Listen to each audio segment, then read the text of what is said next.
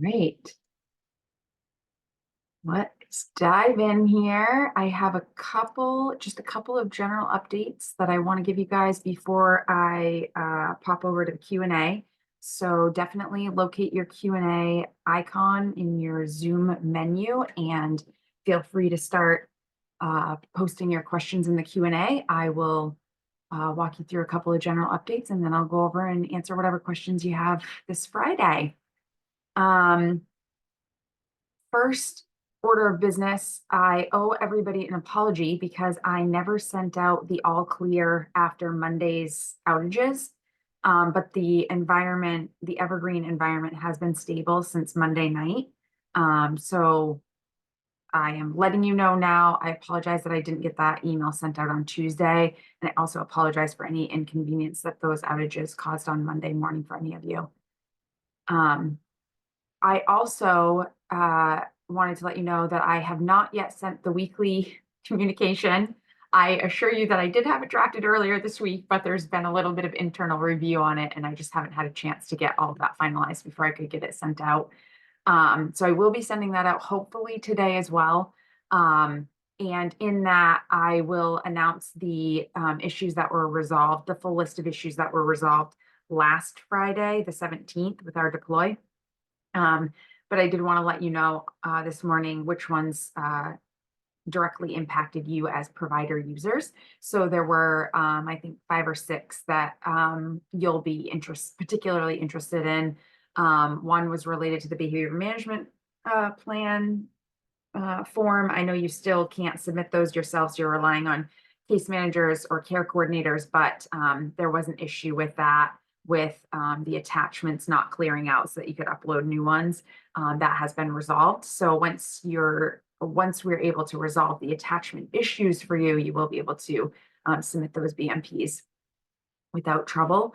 And then there were for reportable event provider role users, you were not being able to see the active person assignments in the person summary, but you should be able to see that now since last Friday's deploy. Also, if you were navigating to the person-centered plan custom list page to get to any of your service implementation plans, you may have noticed if you clicked on an inactive row and tried to open that record using the ellipses, that all of your ellipses disappeared after you did that. That issue has been resolved, so that's no longer happening. So you can click on an active row and try to open that record now. Also for reportable events, any that were being submitted with a category of restraint, the restraint time duration should now be calculating properly. Prior to last Friday, I think the calculations were not always accurate, but they should be now. And also, as of Friday, if somebody is actively receiving, if somebody is currently a public ward or a private ward receiving guardianship conservatorship services, then the person record should be properly displaying their guardianship status if they have one, guardianship conservator status if they have one. And then there was a field from the EIS PCP related to annual medical appointments. That was a text field that had some additional details that did not migrate to those appointments. And in Evergreen, that has been corrected and that data is now displaying. So those are the ones I think that are of particular interest to this group. There are a few others, 5 or 6 others. The full list will be included in the weekly communication. I also wanted to let you know that as of Wednesday, my team did begin testing another group of issues that FEI has made fixes for. Any that pass testing will be part of a deploy on next Friday night, May 31st.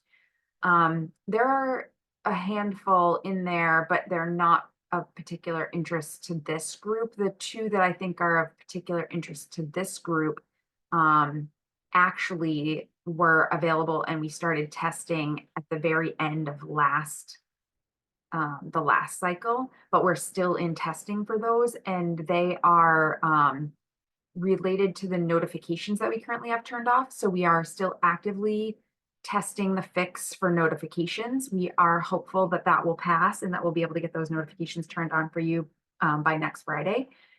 And we have also actively started retesting the fix for the person attachments icon. We have found some issues with the fix, so I have bumped that back to the vendor, and hopefully they can address those and we can finish our testing by the end of next week, so that it can be resolved for you by the end of next week. But more to come. We'll let you know next Friday when we meet again how that went. The other items that are in retesting, I don't think are any are of particular interest to this group, so I won't bore you with the details, but we do have several other items that we are retesting. The other item that I did want to let you know about that will also be included in the communication is we have generated a paper version of the reportable event form. We will share that with this week's weekly communication, but if for any reason Evergreen is offline at some point, there's an outage or something like that, you can use the paper form to submit reportable events. Or if there are individuals who are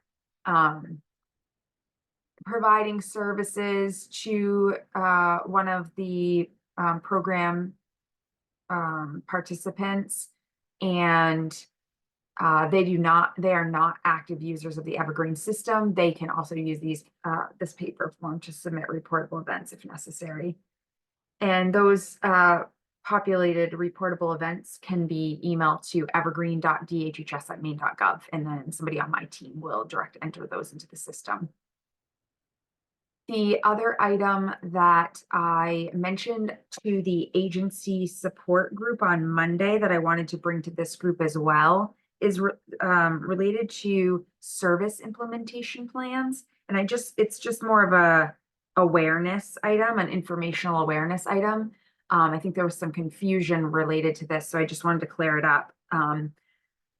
When a case manager or a care coordinator revises a PCP for the annual plan, that will require new blank service implementation plans to be filled out. So what happens is when the plan is revised for the annual planning, most everything clears out of that plan. There are a few exceptions to that rule, but a lot of the content clears out so that the planning team can truly redo a new annual plan for that person.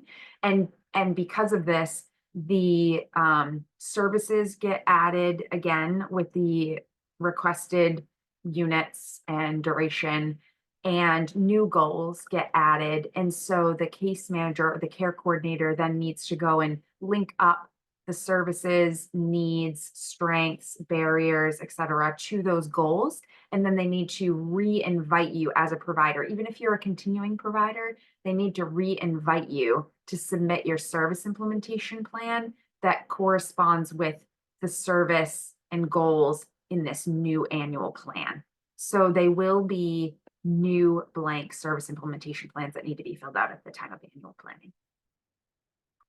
I think that covers all of the general updates that I wanted to go over this morning.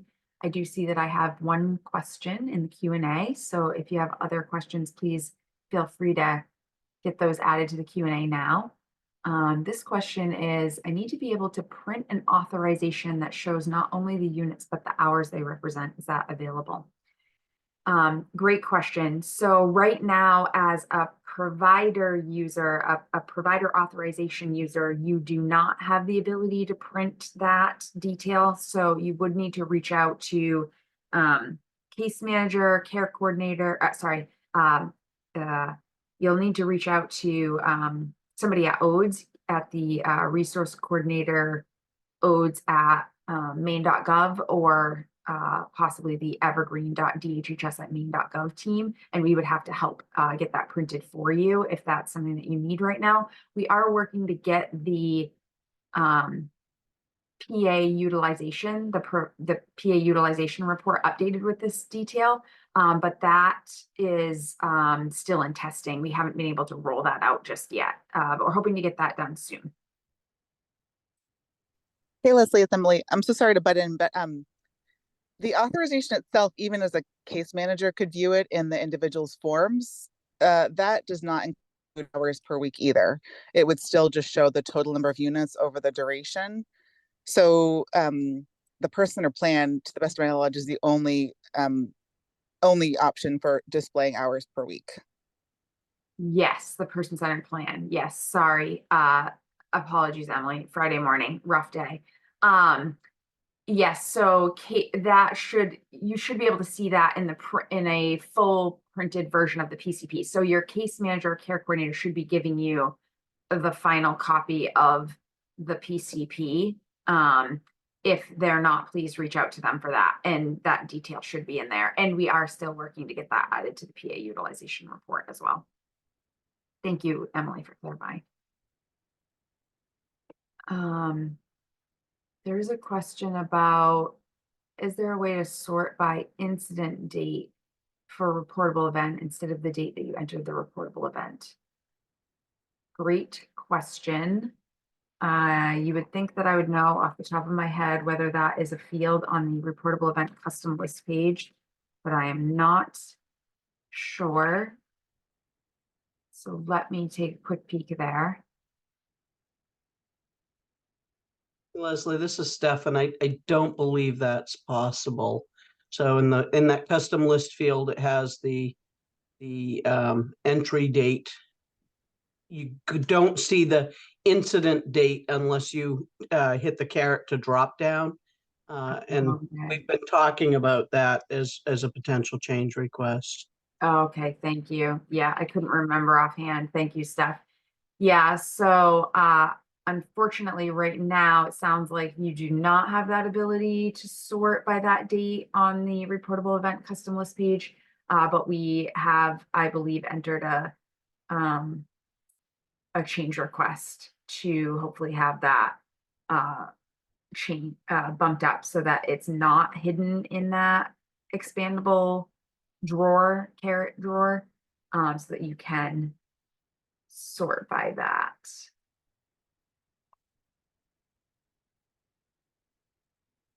And just to circle back to Fawn, yeah, so for your PCP, you should be reaching out to your to the assigned case manager or care coordinator and requesting that if they have not given you that copy of that PCP.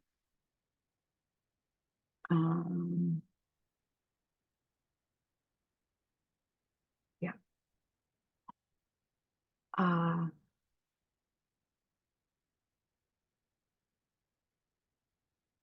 yeah, because I guess incident time is a start and end date, so that's, yeah, okay. So Tammy's asking, I sent an email on 5/17 asking why I could not see the reportable event report feature and have not heard back yet. I don't have the option under reports when I have the role, when should I expect an answer? Sorry, Tammy. I saw your email. It's been a little bit crazy. I'm not responding to emails necessarily that come directly to my email. I'm not sure why you haven't gotten one back from the evergreen.dhhs box. I can certainly follow up on that. But I think you're asking about the all completed reportable events report, potentially. That report is not available to external users right now because there was a security related concern with it, and that is still in testing. We're trying to get that resolved.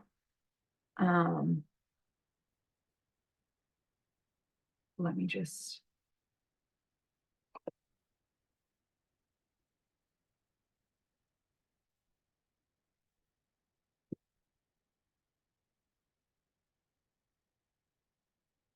Oh, it doesn't look like it's related. Yeah, it does look like it's related to a report. I think maybe there was some confusion because you had said I'm not able to see the reportable event query. So there may have been some confusion with the support team. So there are two different things, queries and reports. Your screenshot is definitely from reports. I think you're looking for the all completed reportable events report. that has not been turned on for the external users right now because we're trying to test some changes to that. So I will confirm. I'll find out where we're at with testing that and try to get a date on when we're going to get that report made available to you guys again.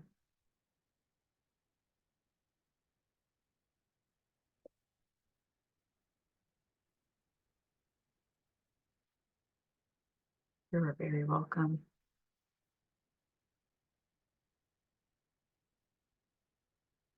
I don't see any additional questions in the Q&A.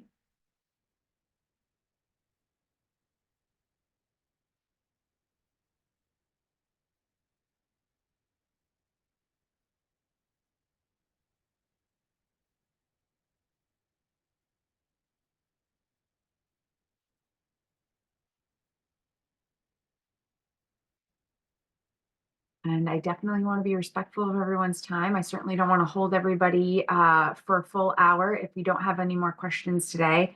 As I mentioned earlier, hope to get the communication out today. Also, Monday is a holiday, so everybody have a safe and happy Memorial Day weekend. And we will certainly get back together on next Friday morning, and that will be a deploy day. So hopefully I'll have some good news about some things that will be deploying to production for you. And in the meantime, please continue to use your avenues for support, questions, and assistance. And everybody have a great weekend and enjoy the sunshine.